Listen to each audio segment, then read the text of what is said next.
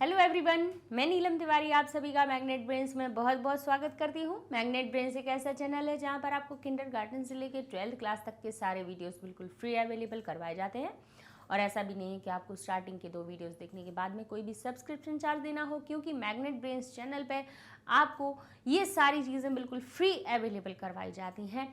चाहे आपको banking, SSC, IIT, JEE, NEET कोई भी तैयारी करनी हो, उसके लिए आपको कोई फीस नहीं देनी है, कोई सब्सक्रिप्शन चार्ज देना है।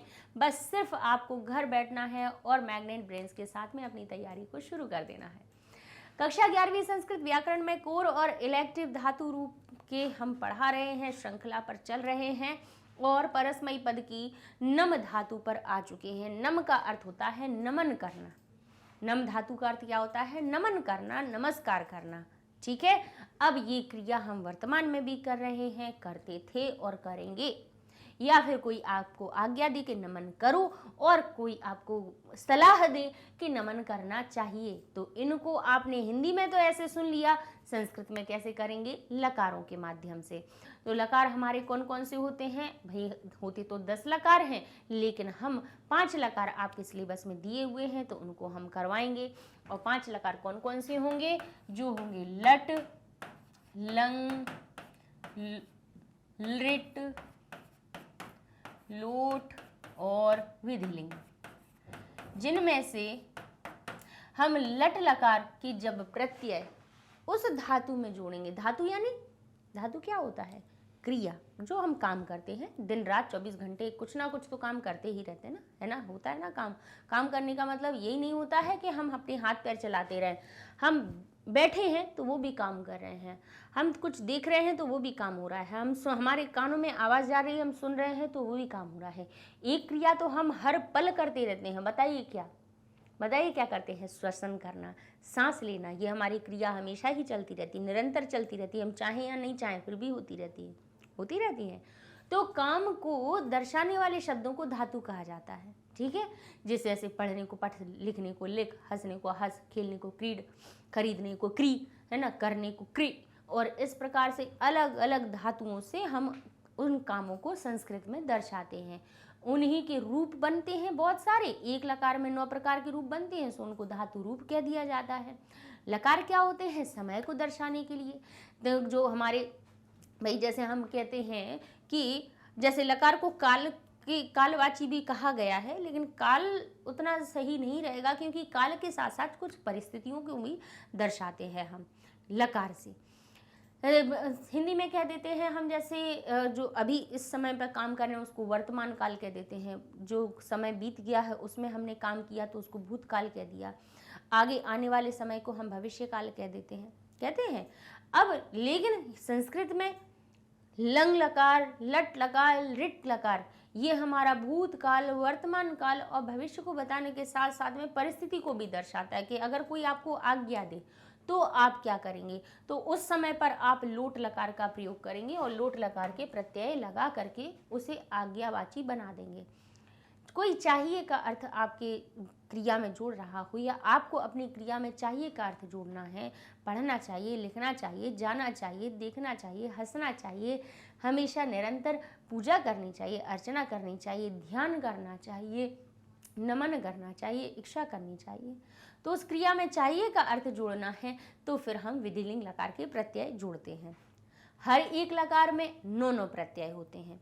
जैसे कि अभी हम लट लकार के 9 प्रत्यय पढ़ेंगे।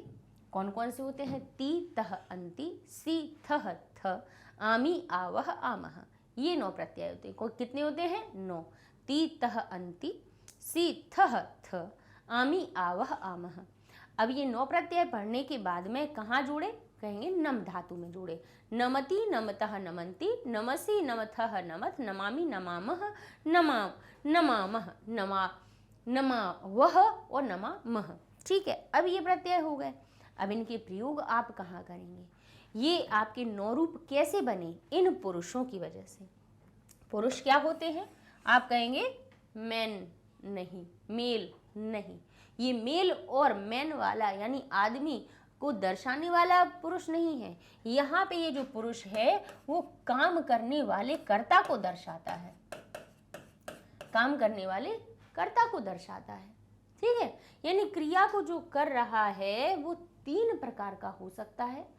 कहाँ पर? संस्कृत में, है ना, क्योंकि काम भाई करता होगा तभी वो काम होगा, नहीं तो हो नहीं सकता है।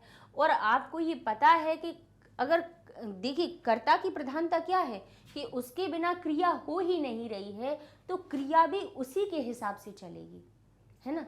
आपने देखा है कि जैसे आप दो मित्र हो और आप एक पढ़ने में थोड़ा कमज़ोर है और एक कैसा है, थोड़ा अच्छा बुद्धिमान है, तो आपने देखा होगा कि जो कमज़ोर वाला होता है उसको किसके हिसाब से चलना पड़ता है? अगर अच्छा सीखना है तो बुद्धिमान के हिसाब से चलना पड़ेगा, क्योंकि वो उस पर आश्रित है कि वो थोड़ा बता देगा तो वो सीख जाएगा।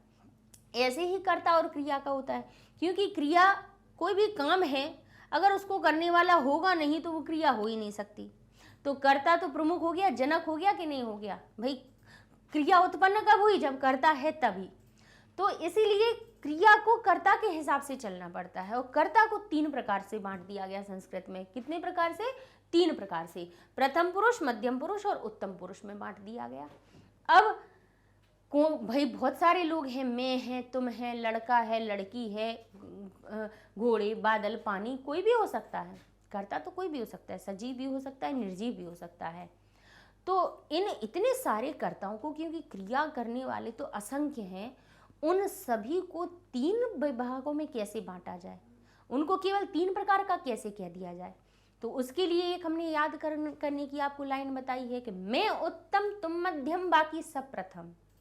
मैं उत्तम तुम मध्यम बाकी सब प्रथम, यानी मैं उत्तम पुरुष का कर्ता हो गया, तुम मध्यम पुरुष के कर्ता हो गए, और बाकी सभी जो भी कोई भी और किसी का कोई भी नाम का लड़का हो, कोई भी नाम की लड़की हो, कोई भी पुरुष हो, कोई भी स्त्री हो, कोई भी व्यक्ति हो, कोई वस्तु हो, कोई हमारा प्राणी हो, सब के सब कहाँ पहुँच जाएंगे? प्रथम पुरुष के कर्ता में पहुँच जाएंगे। ठीक है, नमन कर रहा है, लड़का नमन कर रहा है, लड़की कर रही है, राम कर रहे हैं, सीता कर रही हैं, राधा कर रहे हैं, माला कर रही हैं, पुरुष कर रहा है, माता कर रही हैं, पिता कर रही हैं, विद्यार्थी कर रहा है, छात्र कर रहा है, गुरु कर रहे हैं, गुरु ईश्वर को नमन कर रहे हैं, माता पिता अपने माता पिता को कर रहे हैं, माता पिता ईश्वर को नमन कर रहे हैं।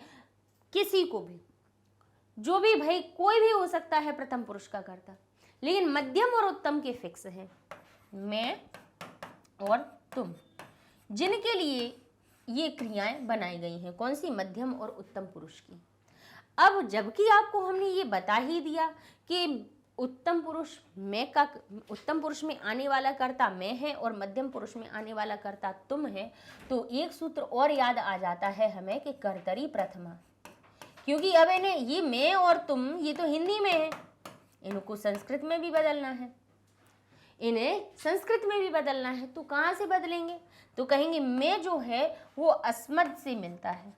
मैं के जो शब्द है उसके संस्कृत के रूप अस्मद के शब्द रूपों में मिलते हैं, और तुम के जो रूप हैं वो कहाँ मिलते हैं? युष्मद। तुम के जो संस्कृत रूप हैं वो युष्मद में मिलते हैं। और ये अभी हमने कहा ही है कि कर्तरी प्रथमा। और आपको ये पता होगा कि संज्ञा सर्वनाम के संस्कृत में 21 रूप बनते हैं। आपने बालक के रूप पढ़े हैं, बालिका के रूप पढ़े हैं। अगर केवल संबोधन को अगर हटा दिया जाए तो हर एक संज्ञा के 21 रूप, सर्वनाम में तो संबोधन होता ही नहीं है तो उसके भी 21 रूप थे, इनके भी 21 रूप होते हैं। इनमें से कौन से 3 रूप उठाए जाए? क्योंकि मध्यम पुरुष का और उत्तम पुरुष का कर्ता और प्रथम पुरुष का कर्ता कोई भी हो, वो वचनों के हिसाब से भी 3 प्रकार का होता है।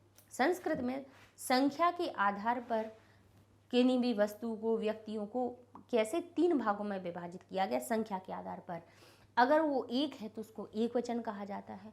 अगर वो संख्या में 2 है, यानी नंबर में काउंट करने पे अगर वो 2 हैं तो वो द्विवचन कहलाएंगे। और 2 से अधिक, 2 से ज़्यादा, चाहे वो 3 हो, 4 हो, 10 हो, 20 हो, 50 हो, 1000 हो, लाख हो, करोड़ हो, वो सभी बहुवचन। बहु का अर्थ होता है बहु नहीं, जो बहू कह देते हैं ना किसको, घर में बेटे की जो पत्नी आती है उसको क्या कह देते हैं? बहू कह देते हैं। वो नहीं, वो तो वधू होती है।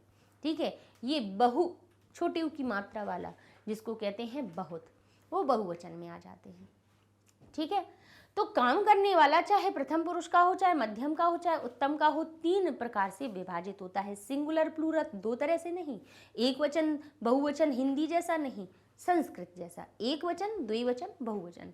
तो क्रियाएं भी ऐसी ही आपकी विभाजित हो गई, डिवाइड हो गई।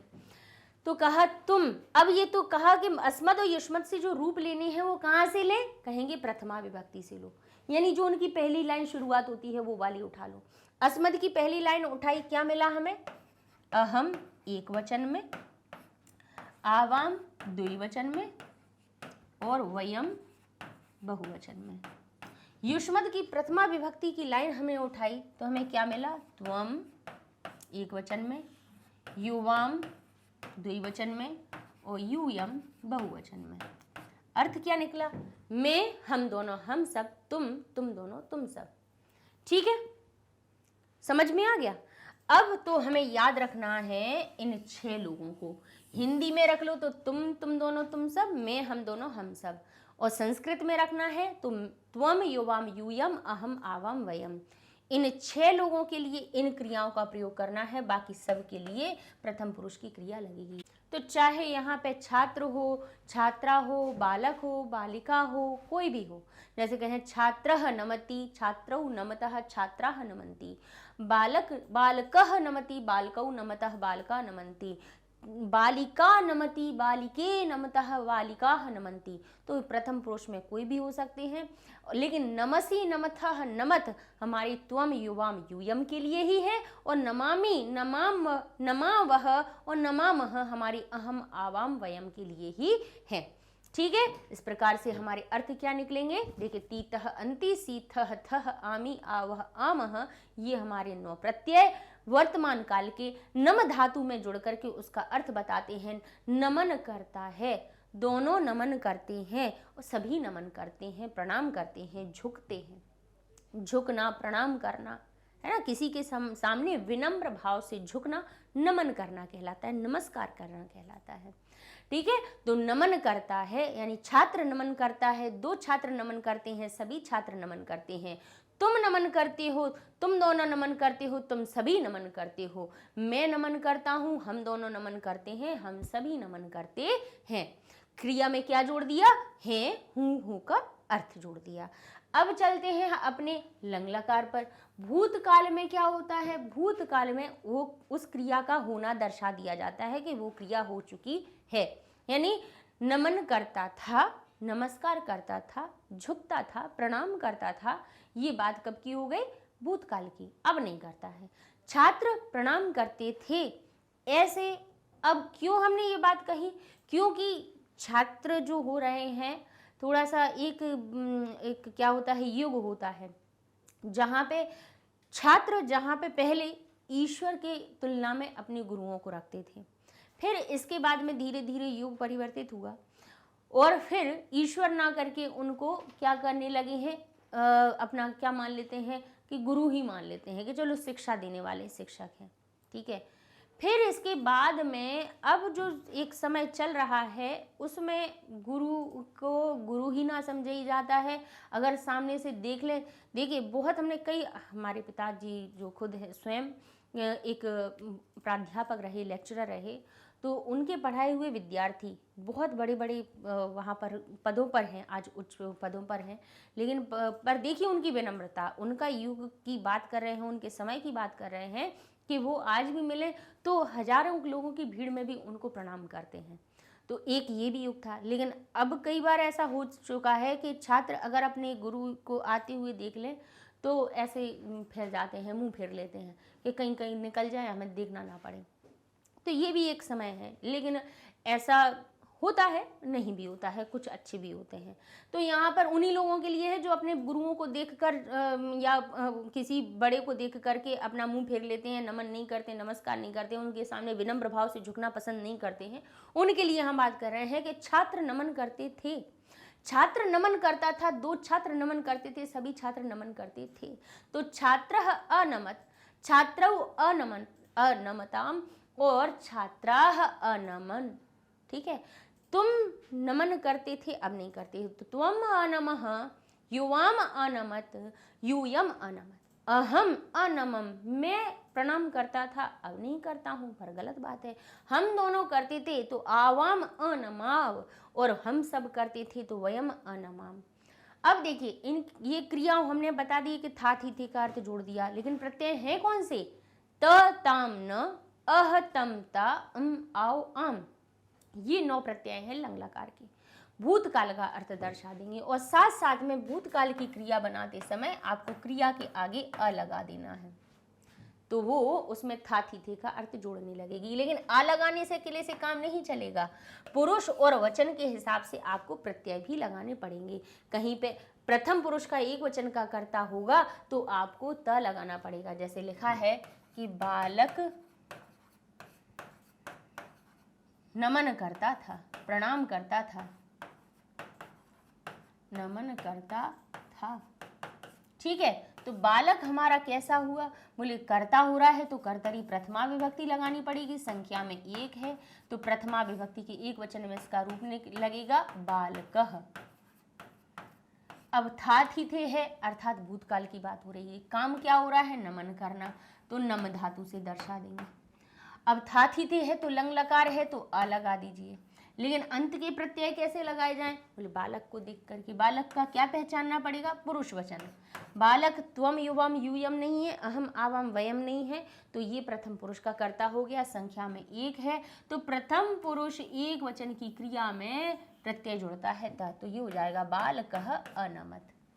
तो जैसा कर्ता होगा वैसी आपको क्रिया का प्रत्यय आपको लगाना पड़ेगा। प्रत्यय कितने हैं? 9 प्रत्यय हैं लंग लकार के भी, त ताम न अह तम ता और अम आव आम। समझ गए? अर्थ हमने बता दिए, आ लगा देना है, भूतकाल की क्रिया बन जाएगी। अब चलते हैं हम लिट लकार पे, तो भविष्यकाल की बात आ जाते हैं। अब यहाँ पर क्योंकि भविष्यकाल को हिंदी में हम गागी गे से दर्शा देते हैं, नमन करेगा, दोनों नमन करेंगे, मैं नमन करूँगा, सभी नमन करेंगे, गागी गे जोड़ दिया।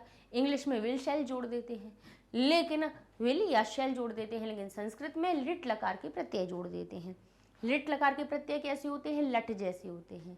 ती तह अंति सी थह थह आमी, सी थह थ आमी आवह आमह, बिल्कुल लट जैसे। परिवर्तन क्या हुआ?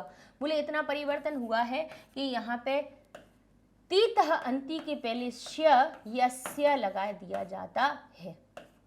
तो कहाँ पे स्य कहाँ पे श लगाएं? तो कहते हैं कहीं जहाँ पर, भाई हर धातु का अलग अलग नियम होता है। जैसे ये देखिए पा में ई जुड़ने का स्थान है नहीं, यानी पा कई धातुओं में हम क्या करते हैं, जब उसमें प्रत्यय लगाते हैं उसके पहले ई का आगमन कर देते हैं, तो उसको इडागम कहा जाता है। तो जैसे कि ये पठ हो गई, पठ में जब भविष्यकाल का रूप बनाना है तो उसके पहले ई जोड़ देंगे, तब श्यति श्यतः श्यंति लगाया जाएगा भविष्यकाल का प्रत्यय, तो पठ हो जाएगा पठी। अब ई की मात्रा है तो ये वाला श आएगा, कौन सा? षटकोण वाला मूर्धन्य श, जो मूर्धा से उत्पन्न होता है, पठिष्यति। लेकिन अब इसी के विपरीत हम देखें पा, तो पा धातु में स्वर पहले से ही लगा है, तो इसमें हम नहीं लगाने वाले हैं। तो ये जब ई नहीं लगेगी तो स जो श भविष्य का जो श जोड़ते हैं वो स्य जो सिंपल सा है वो ही जोड़ेंगे, पास्यति पास्यतः पास्यन्ति। यहाँ पर क्या हो रहा है? नम जो धातु है, नम धातु में क्या हो रहा है? यहाँ पे ये कैसा वर्ण है हमारा? अनुनासिक वर्ण है, और ये इसमें जब हम स्यति स्यतः स्यन्ति जोड़ रहे हैं तो ये जो माँ है वो कैसा चला जाएगा? अनुस्वार के रूप में चला जाएगा, अनुस्वार के रूप में चला जाएगा। ई का आगमन नहीं हो रहा है यहाँ पे, तो इसलिए यहाँ पे, क्योंकि ई आप कहाँ लगाओगे? माँ में लगाओगे, माँ तो अनुस्वार के रूप में चला गया, माँ के तो अनुस्वार के रूप में चला गया, कहाँ लगाओगे? ई नहीं लगा पा रहे हैं, तो साधारण सा लगा करके हम लिख देंगे नंस्यति नंस्यतः नंस्यन्ति, नंस्यसि नंस्यथः नंस्यत्, नंस्यामि नंस्यावः नंस्यामः। अर्थ निकलेगा कि अब यहाँ पे ये जो स्यति स्यतः स्यन्ति लग गया, इसने इस क्रिया में गागी गे का अर्थ जोड़ दिया, यानी छात्रः नंस्यति, यानी छात्र नमन करेंगे, छात्रौ नंस्यतः, 2 छात्र नमन करेंगे, और छात्राः नंस्यन्ति, और छात्र नमन करेंगे। त्वम नंस्यसि, तुम नमन करोगे, युवाम नंस्यथः, तुम दोनों नमन करोगे, यूयम नमस्यत् तुम सब नमन करोगे, अहम नमस्यामि मैं नमन करूंगा, आवाम नमस्यावः हम दोनों नमन करेंगे, वयम नमस्यामः हम नमन करेंगे। ठीक है, तो गा गी गे का अर्थ जुड़ गया इसमें। अब चलते हैं हम अपने लोट लकार पे। अब यहाँ पर क्या हुआ कि बालक नमन करो, दोनों छात्र नमन करो, सभी छात्र नमन करो, छात्र माँ सरस्वती को नमन करो, छात्र गुरु को नमन करो, तो छात्रः नमतु, दोनों छात्र नमन करो, छात्रौ नमताम, सभी छात्र गुरुजन को नमन करो, माँ सरस्वती को पहले प्रणाम करो, माँ सरस्वती के सामने झुको क्योंकि वो ही विद्या देने वाली हैं, तो छात्राः नमन्तु, तुम नमन करो तो त्वम नम, तुम दोनों नमन करो तो युवाम नमतम, तुम सभी नमन करो तो यूयम नमत, मैं नमन करूं अहम नमानि, हम दोनों नमन करें आवाम नमाव, और वयम हम सभी नमन करें तो वयम नमाम। अब ये सारे प्रत्यय पता लट लकार जैसे बनते हैं, लंग लकार जैसे, जैसे भविष्य काल के जो लिट लकार के थे वो लट जैसे बन रहे हैं, यहाँ लोट के लंग जैसे बनेंगे। कैसे बनेंगे? त ताम न, फिर ये लिखा है अह, फिर ये लिखा तम, फिर लिखिए त, फिर लिखा हुआ है आव और आम। तो यहाँ परिवर्तन कितना करना है? बिल्कुल ना के बराबर, ता के स्थान पे कर दिया तू, ताम को जैसा का तैसा लिखने दिया, आधे ना में जोड़ दिया तू, तो हो गया अंतु। यहाँ से विसर्ग हटा दिया तो हो गया अ, ये जो विसर्ग था इसको हटा दिया अ, यहाँ तम, यहाँ ता, बस ये बिल्कुल परिवर्तित हो जाता है, अम के स्थान पे आनी हो जाता है। तो इतना तो हम याद भी रख सकते हैं कि लोट लकार के उत्तम पुरुष एक वचन में क्रिया आनी हो जाती। ठीक है, तो तू तम अंतु अतम ता आनी आव आम हमारे क्या हो जाएंगे? लोट लकार के। अब चलते हैं हम अपने विधिलिंग लकार पे। विधिलिंग लकार में क्या होता है? विधिलिंग लकार के जो प्रत्यय होते हैं वो उस क्रिया में चाहिए का अर्थ जोड़ देते हैं, यानी छात्र को नमन करना चाहिए, दोनों छात्रों को नमन करना चाहिए, सभी छात्रों को नमन करना चाहिए, तुम्हें नमन करना चाहिए, तुम दोनों को नमन करना चाहिए, तुम सभी को प्रणाम करना चाहिए, मुझे नमन करना चाहिए, हम दोनों को करना चाहिए, हम सभी को करना चाहिए। अच्छा, यहाँ पे जो प्रत्यय हैं वो कैसे बनते हैं? लंग लकार जैसे, त ताम न, अह तम त, अम आव आम। अब देखिए, त तो जैसा का तैसा रहा, ताम जैसा का तैसा रहा, लेकिन ना के स्थान पे यहाँ परिवर्तन होके युह बन गया। यहाँ अह है यानी विसर्ग है, ठीक है, यहाँ तम है और यहाँ पे ता पूरा है, फिर यहाँ पे आग और आम। अब परिवर्तन कितना हुआ है? ना के बराबर, सबके पहले ए लगा दिया, एत एताम ए युह, अ के स्थान पे ए है, एतम एत, एयम एव और एम, बस लीजिए।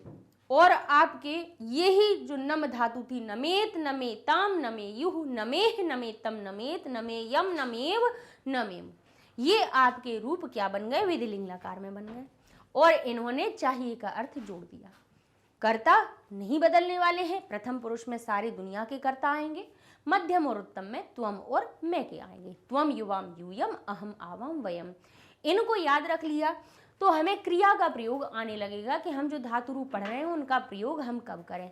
इसके लिए एक काम और करना है, ये पढ़ने के बाद में स्वयं भी वाक्य बनाइए जिनमें हर एक जो धातु रूप हम पढ़ा रहे हैं उन सभी का प्रयोग जरूर कीजिए, स्वयं वाक्य बना के। इससे होगा क्या कि आपको एक तो पढ़ना आ जाएगा, समझना आ जाएगा, और कहीं आप पढ़ेंगे तो उसका अर्थ आप लगा पाएंगे, तो सारी चीज़ें आपकी कैसी हो जाएंगी? अच्छी हो जाएंगी, क्लियर होती जाएंगी। ये सारे वीडियो कहाँ मिलेंगे? यूट्यूब पे मिल जाएंगे, मैग्नेट ब्रेन्स की वेबसाइट पे मिल जाएंगे और एप्लीकेशन पे मिल जाएंगे। वेबसाइट पे जाने के लिए क्या करना है? देखिए, ऐप और वेबसाइट को खोलना बिल्कुल एक जैसा है, यूट्यूब तो सबको चलाना आता ही है, ठीक है ना। अच्छा, उस पर जाइए, गूगल टैब पे लिखिए magnetbrains.com, तो आपके सामने वेबसाइट पेज ओपन हो जाएगा। प्ले स्टोर में जाएंगे तो आप एप्लीकेशन डाउनलोड कर सकते हैं और कोई पैसे नहीं लगने हैं, इसलिए आराम से कर सकते हैं आप। अब magnetbrains.com लिखा, इंटर किया, वेबसाइट पेज ओपन हो गया। अब यहाँ एक्सप्लोर टॉप कोर्सेज में देखिए सारी चीज़ें आपकी हैं ही, जिस चीज़ को क्लिक करेंगे उसके क्लास और सब्जेक्ट की लिस्ट यहाँ पर आ जाएगी। अब इंग्लिश मीडियम में गए, 11th क्लास में गए, और भी कोर्सेज हैं, ऐसा नहीं है, बहुत सारे जो भी यहाँ ऐड होते जा रहे हैं। क्लास 11th के सब्जेक्ट की लिस्ट दिख रही है। भास्वती पर गए आप, व्याकरण में गए, आपने व्याकरण को क्लिक किया, व्याकरण के पाठ के नाम आ गए कि संधि, प्रत्यय, शब्द रूप। अब इनमें से इसके 22 बने, किसी के 20 बने हैं, शब्द रूप के भी बहुत सारे वीडियो बने हुए हैं। तो आप इनको खोलेंगे तो आपके सामने लिस्ट आ जाएगी, और जैसे ही आपके सामने लिस्ट हो आप उसमें से उस वीडियो को क्लिक कीजिए जो आप पढ़ना चाहते हैं। इससे कि एक फ़ायदा ये होगा कि आपको ये पता चल जाएगा कि आपके लिए व्याकरण में हम कितने टॉपिक करवाते जा रहे हैं, और कौन सारे आपके सिलेबस के ही हैं, लेकिन सारी चीज़ें बनाते जा रहे हैं। ऐसा नहीं है कि कोई भी हम टॉपिक आपके लिए छोड़ रहे हों। तो मिलते हैं अगले वीडियो में और धातु रूपों को सीखेंगे। तब तक के लिए धन्यवाद।